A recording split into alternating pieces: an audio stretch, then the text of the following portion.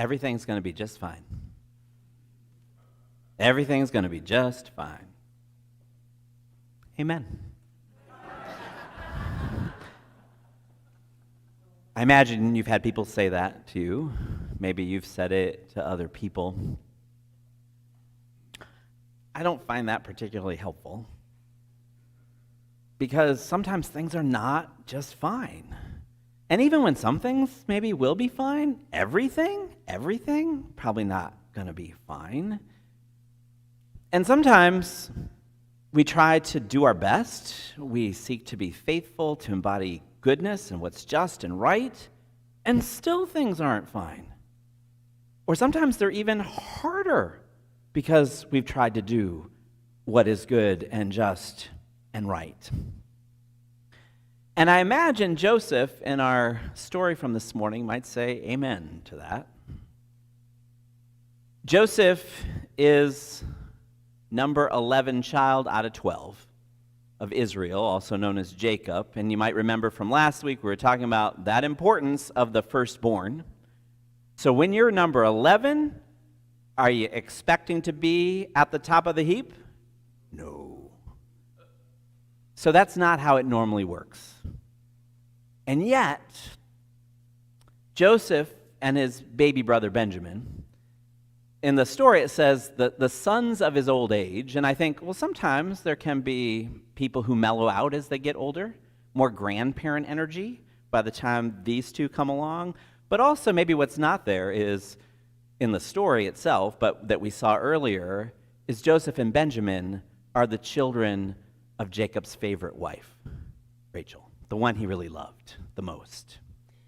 There were multiple wives, in case you don't know the story. And also think about that when you hear people talk about biblical family values. We always ask, which biblical family do they mean? So, Joseph, doted on by Dad, and Dad gives Joseph an expensive cloak or coat. And in the King James Version, and some of us know it more from the Andrew Lloyd Webber version, it's a coat of many colors, right? It was red and yellow and green and brown and blue. So that's not what the Hebrew says. But no one's quite sure exactly what it says, but it seems that it's the implied, and we heard the translation of coat with long sleeves. It's an expensive coat, and anyone who sees it would know. So Joseph's walking around in that coat, and his brothers are jealous. He's number 11 after all. Why does he get the fancy coat? Right? I knew something like, my parents told my brother and me, a year and a half apart, that they would never get us a car. They bought their own cars, and we would not have cars. If we wanted to drive cars, we'd have to earn money to get our own cars. Then my baby brother somehow got a car. Not fancy, but he got one. We did not throw him in a pit. But there is this sibling rivalry that's emerging because of favoritism showed by the father. But then there's more, and we didn't hear this part in the story, but what's in the overall Genesis story is that Joseph, they referenced him as the dreamer. So Joseph has dreams, and Joseph understands that God is still speaking through the dreams, and that he seeks to have interpretation or understanding. God's communicating what's God saying, and then Joseph tells other people what he believes God is saying, how God is still speaking through the dreams. And in some of the dreams, what Joseph sees and discerns is even though he's number 11, God's going to lift him up in a way that he's really going to be in some ways superior to the roles and levels of the rest of his family, but not to lord it over them or hurt them, but actually ultimately to help them. That he'll be lifted up in order to lift them up. Well, that kind of gets lost on the brothers who just hear that Joseph's going to be better than them or somehow superior to them, and they don't cheer him on and say, well, good. They're not rooting for the underdog, these brothers. And maybe the potential success of Joseph is revealing their own self-loathing, their own self-doubt. Who knows what's going on for them psychologically, but we do hear that they nurture their grievances into hatred. By the way, that's always the danger of grievances. When we nurture our garden of grievances, we often get the fruit of hatred, which then plants seeds of violence. And so it is in the story. Joseph, who's seeking to be faithful, seeking to live what God's called him to live, seeking connection with his family, he's going seeking his brothers. This is home, this is family. And what they do is, it's a trap they laid for him, and they rip the expensive coat off him, and they throw him in a waterless pit. Reuben has a little side plan that we hear where, like, well, let's not actually murder him. Let's just throw him in the waterless pit. Reuben maybe thinks that there's help for him. The other brothers, maybe not in on that. Because you throw someone in a waterless pit in a place, say, like Tucson, Arizona in August, what's going to happen to you? That's a slow, horrible way to die. Another sidebar, eventually there's some slave traders that come by, and they figure out a way to get rid of their brother and make a buck. So they sell him into slavery. Either way, there's a story that's saying Joseph and his potential and the life that he could have is over. They throw him in a pit. Now, if we think about and step back from how we want the spiritual life to work, here's Joseph seeking to embody and live into whatever God's calling him to live into, and the invitation of his own brothers to come at their invitation to connect with his family, to connect with God, and he ends up at the bottom of a waterless pit. By the way, in the Genesis creation story, it says in the beginning there's tohu avohu, which is chaos and emptiness or void. Waterless pit, void. It's like an undoing of everything. Now, every time I've been in a Bible study group that looks at this Genesis story, there are always people who say, and I get it, like, well, Joseph shouldn't have mouthed off so much. He shouldn't have told his brothers all those dreams. Okay, he has character defects like every single other person in the Bible stories, but did he actually deserve to die for that? And so if we pay attention to that part, Joseph, seeking to be faithful, ends up in a pit. Everything is not just fine. And I think some of that theme or idea is carrying over into our gospel story this morning. The disciples of Jesus, apprenticed to Jesus, they have sacrificed a great deal to be with him. They've let go of the normal ways of living. They've given their all to be with him because they hear that God's reign of justice, love, mercy is breaking in, and they can be part of it, and they're committing themselves to follow Jesus and then to help live that out. And so they've given their all, and here they are in a boat, seemingly a safe space on the water, and then there's still a storm. There is a storm that shows up while they're in the boat. And you heard it maybe in the introduction, but in the Bible, we got storms and sea, usually a symbol of chaos. So, they're trying to be faithful, they're trying to do the next right thing, and yet there's still chaos. Everything's not just fine. But in the midst of that chaos, Jesus comes. And Jesus in the story representing God's love and care, still available. So there's still storms, but there's love, there's care that's available. Come into them walking on the water. Now, I recognize that a traditional way that this story gets talked about, Jesus walking on the water, kind of like every, what people call miracle story of Jesus, that most of the interpretations I grew up with and hearing is, it just proves that Jesus is super special. That somehow it tells us something about who Jesus is. And it's just evidence. Like there's a whole list of evidence, all these Bible stories that tell us that Jesus is super special, that should be part of a Trinity or make sure that he gets in the Apostles' Creed, but that's what those tell us. But often that, for me, reductionist view of these stories misses the point. There's all this rich symbolism that when we reduce it to it just proves something about Jesus, we can miss the point. So we've got a story of a chaotic storm, and we've got in the midst of a storm someone who's walking on the water.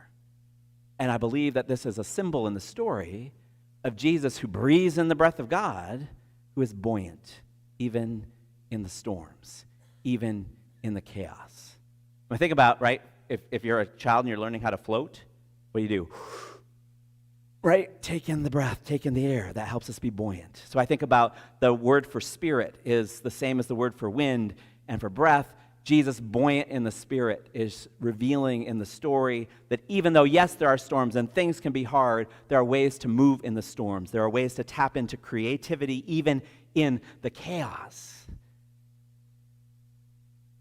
And Peter, after everyone's afraid first, because Conditions have changed. Even if something good's coming, it can still scare us.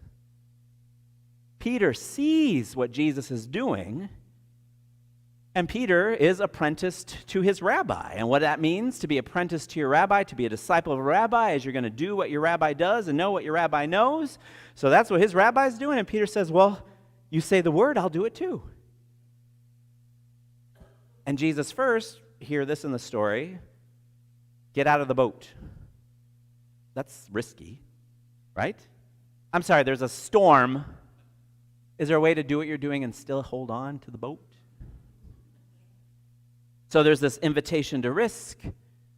But Peter, focused on Jesus, trusting in this path of Jesus, did you hear what Peter does? What's Peter do? Walks on the water.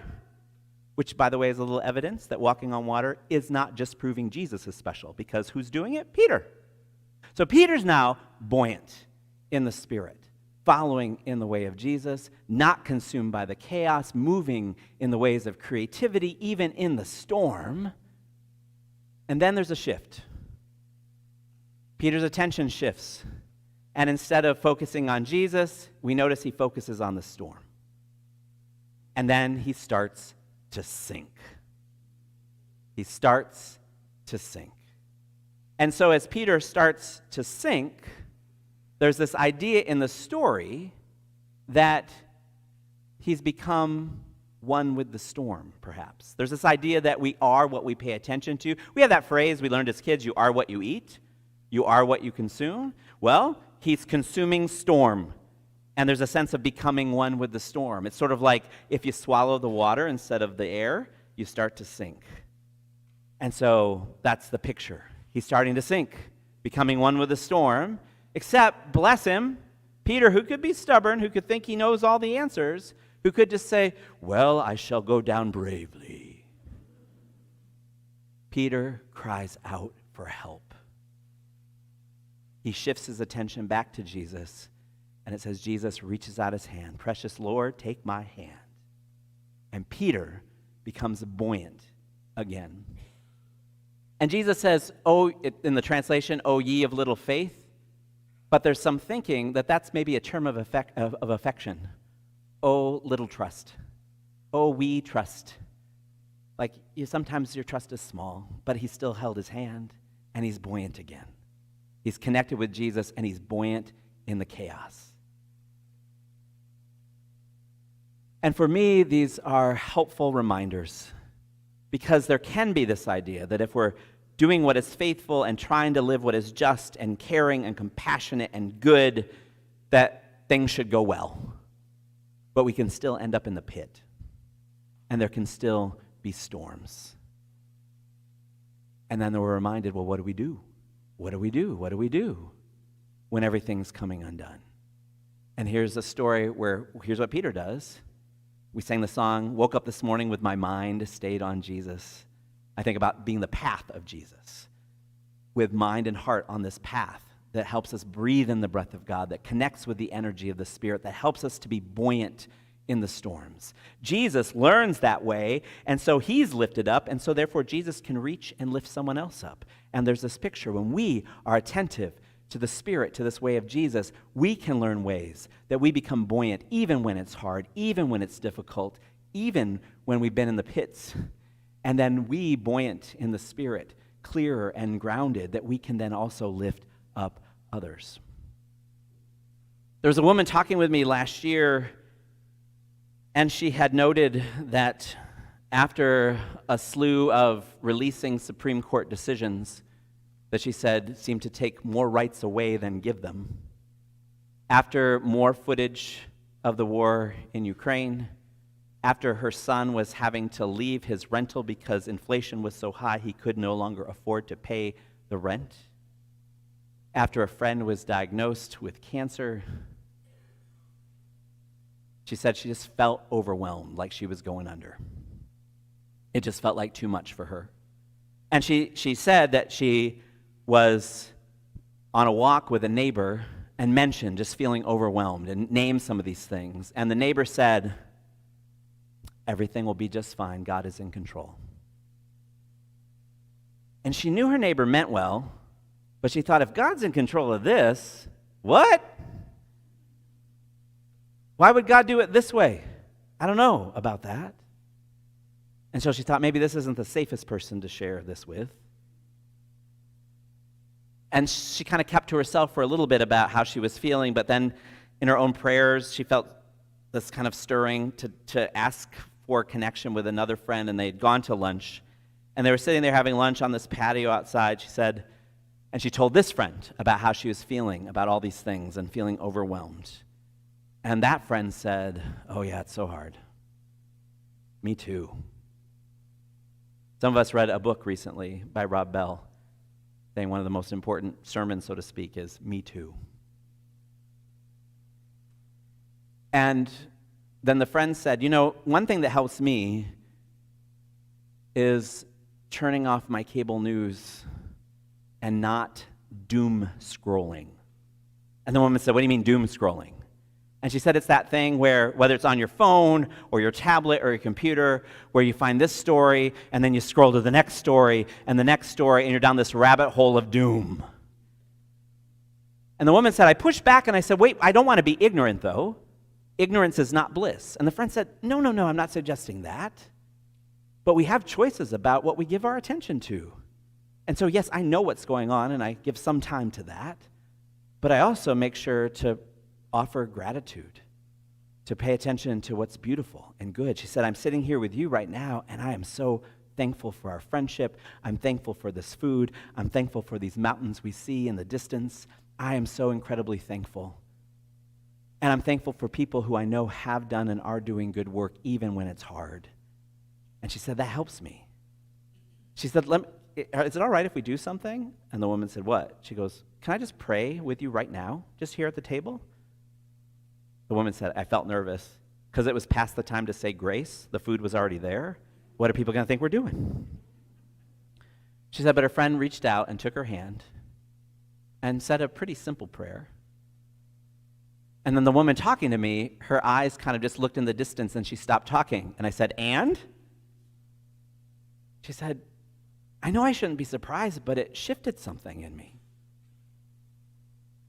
There's still all the junk, but I didn't feel alone, and I felt like I could breathe a little more deeply, and I felt a little more hope that no matter what's going on, I might be able to help or do something.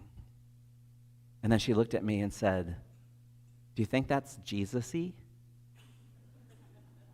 I said, yeah, sounds that way to me. Amen.